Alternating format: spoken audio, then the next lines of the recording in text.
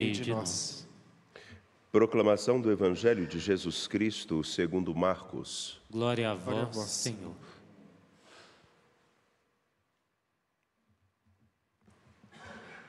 Naquele tempo, Jesus se manifestou aos 11 discípulos e disse-lhes: Ide pelo mundo inteiro e anunciai o Evangelho a toda criatura. Quem crer e for batizado será salvo. Quem não crer será condenado. Os sinais que acompanharão aqueles que crerem serão estes: expulsarão demônios em meu nome, falarão novas línguas. Se pegarem em serpentes ou beberem algum veneno mortal, não lhes fará mal algum. Quando impuserem as mãos sobre os doentes, eles ficarão curados. Depois de falar com os discípulos, o Senhor Jesus foi levado ao céu e sentou-se à direita de Deus.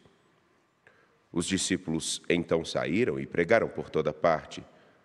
O Senhor os ajudava e confirmava a sua palavra por meio dos sinais que a acompanhavam. Palavra da salvação. Glória Glória a vós, Senhor. Senhor.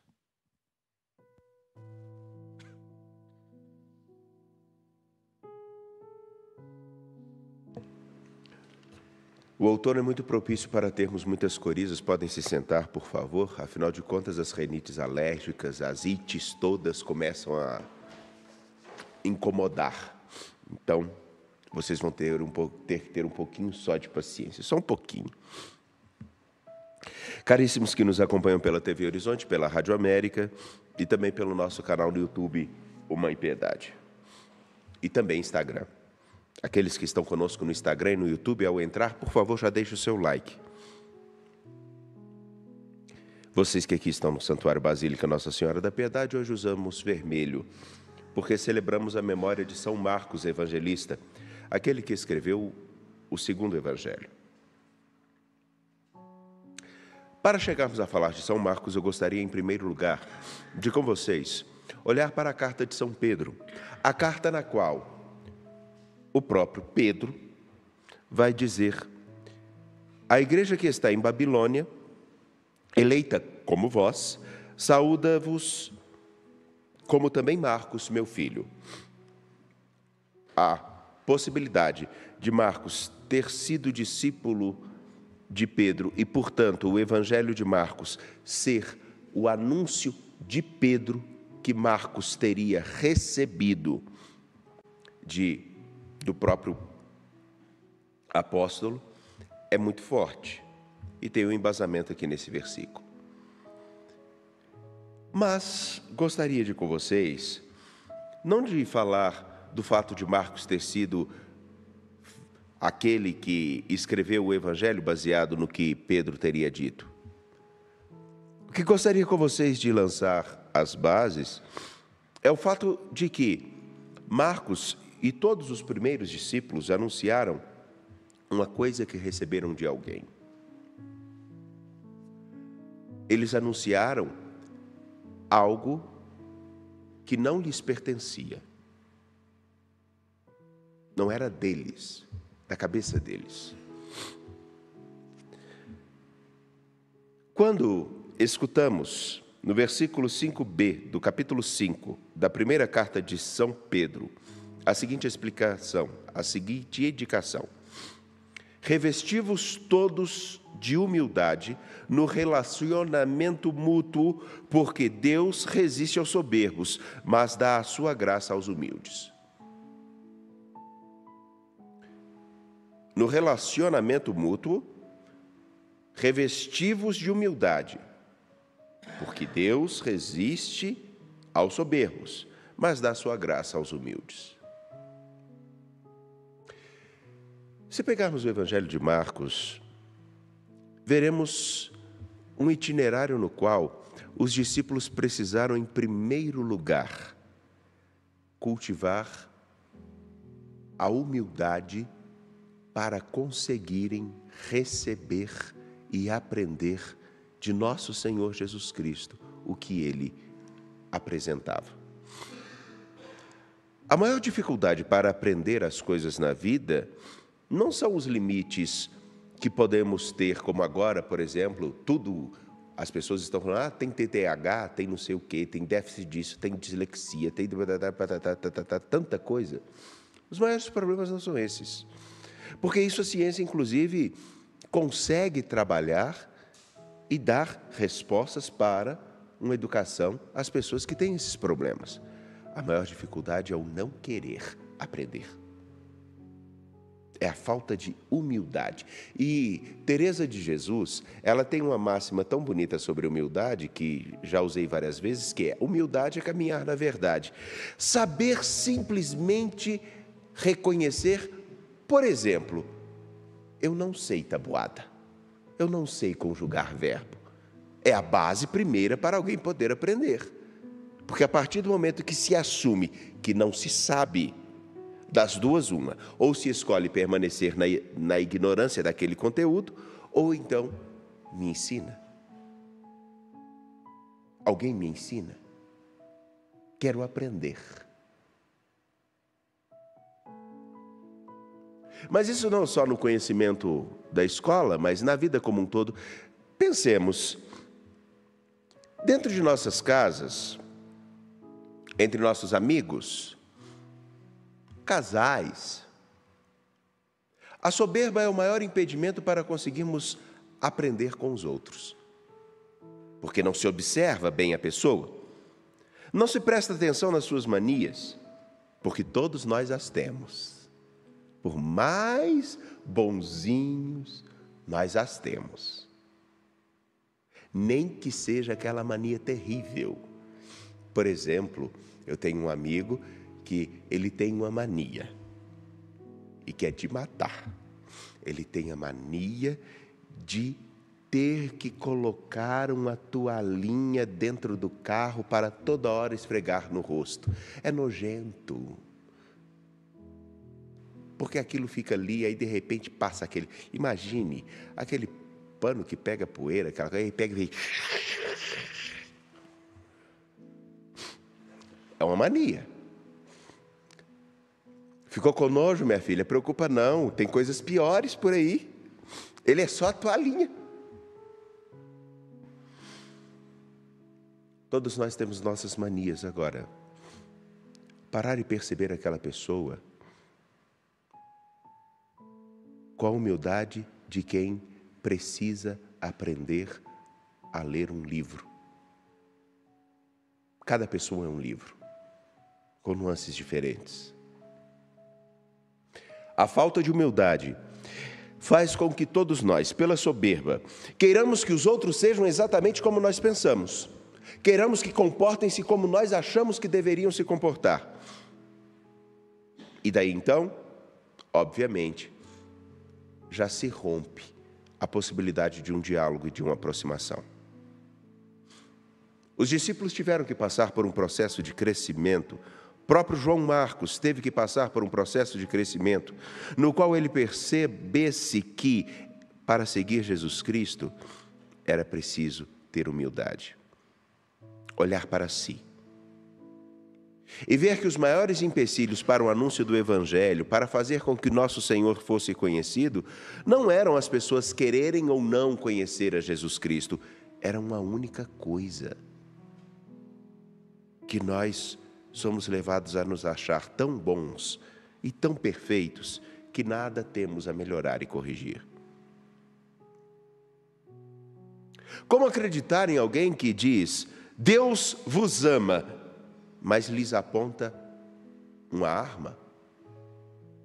Como perceber que o nosso Deus é o Deus da paz? Precisamos realmente sermos promotores da paz. Entretanto, instigamos a violência e a fofoca em nosso meio. Bom, revesti-vos todos de humildade. Reconhecei todos vós aquilo que é necessário aprender e viver para serem melhores. Só faz isso quem procura caminhar na verdade. Sou sim explosivo.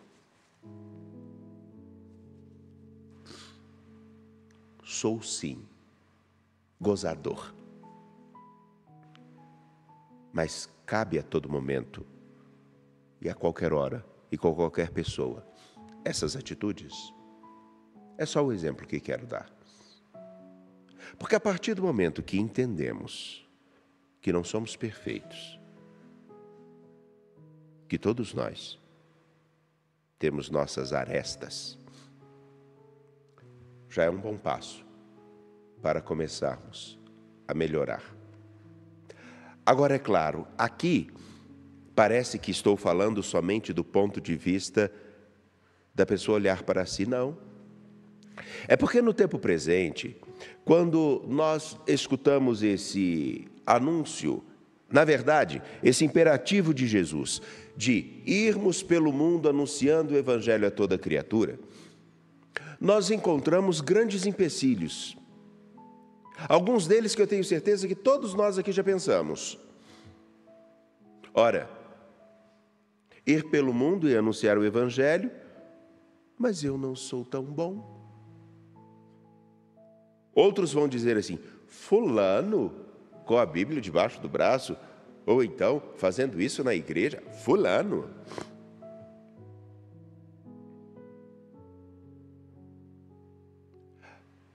Quando, revestidos de humildade, procuramos não deixar a soberba não tomar conta de nós, temos a honestidade de perceber que ir pelo mundo, o mundo inteiro, e anunciar o Evangelho, a boa nova de nosso Senhor Jesus Cristo, conta com o fato de que isso se dá todo dia, todo minuto. E o que nós vemos, principalmente, só um minuto.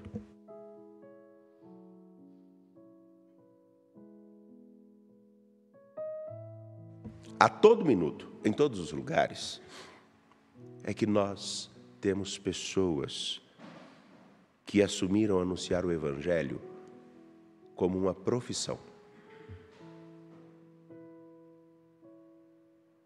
Só como uma obrigação. E alguns como lazer. Os que fazem como profissão querem literalmente sustentar-se com isso. Os que fazem como uma recreação não se veem obrigados realmente a ajudar as pessoas a caminharem segundo o Evangelho de nosso Senhor Jesus Cristo e ainda mais não se veem necessitadas de converter-se, de mudar-se para que realmente sejam melhores. Como é uma recreação, eu vou à igreja, vou arejar o meu coração, vou ter a minha cosquinha de sentimentos e depois eu volto para a minha vidinha do mesmo jeito que eu vivi. Porque, afinal de contas, lá na igreja eu adoro a Deus e na vida eu sirvo ao diabo. Das mais diversas formas. O lazer é esse.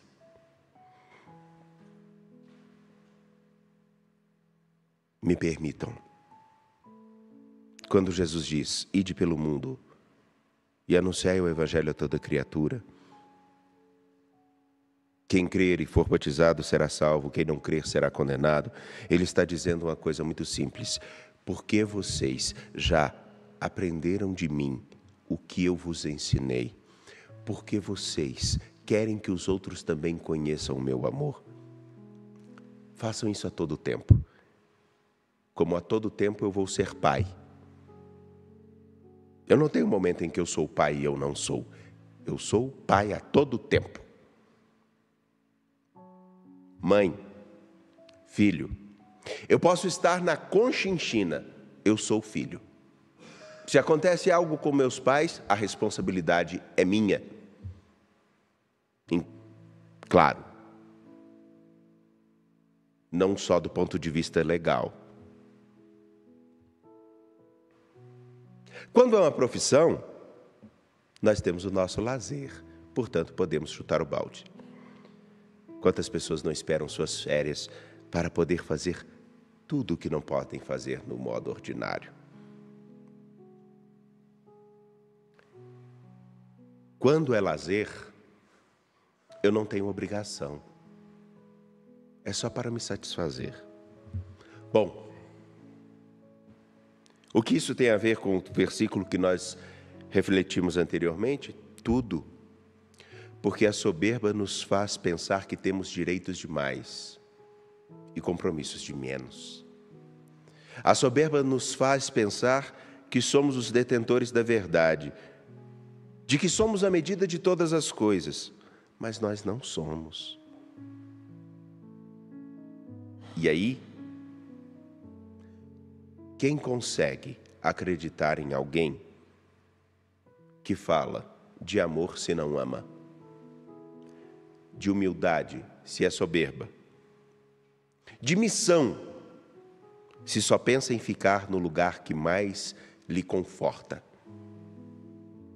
Quem poderá entender o que significa ser batizado se quando nós olhamos alguém que, por exemplo, é da catequese batismal, é o demônio dentro de sua comunidade? Como poderemos entender e ver realmente que nosso Senhor Jesus Cristo se faz presente na Eucaristia, sendo que aqueles que deveriam ser vínculos de comunhão, como, por exemplo, ministros extraordinários da Sagrada Comunhão, são os mais fofoqueiros e brigam entre si? Como poderemos conceber que o cuidado com aqueles que mais necessitam é tão importante quando, no anúncio do Evangelho a essas pessoas, nós temos aqueles que falam: eu não vou em favelas porque é perigoso? E eu já escutei isso. Como poderemos pensar que realmente é importante participar de nossas igrejas, de nossas comunidades, se aqueles que são os detentores da missão primeira de anunciar o Evangelho são os que menos se comprometem com ela, com a comunidade, igreja? Alguns, infelizmente, vão pensar: mas nós precisamos anunciar o Evangelho para fora. Não nos esqueçamos que o primeiro ouvinte do Evangelho é aquele que o proclama, como, por exemplo, agora, a primeira pessoa que escuta o que digo é aquela que está perto do meu ouvido, eu mesmo. O Evangelho não é primeiro lugar somente para os outros, é para nós, que como Marcos, convivemos com Jesus e às vezes não estamos atentos ao que devemos anunciar. Você está atento ao fato de realmente ser discípulo de Jesus Cristo e ter a missão de anunciar aonde quer que você vá, e na humildade aprender com os outros o modo de falar do Evangelho que eles entendam? Ou é só mais uma recreação? Ou é só mais uma obrigação? Eis o problema do tempo presente no anúncio do Evangelho. Prova disso é que até os nossos governantes usufruem de algumas teologias para conseguir popularidade. E isso está começando a acontecer agora, no Brasil, de novo, com os nossos governantes, no Legislativo e no Executivo. Todo aquele que pretende usar do Evangelho somente como forma eleitoreira já é um perdedor. Seja ele quem for, de esquerda ou de direita, no governo ou fora, já perdeu muito.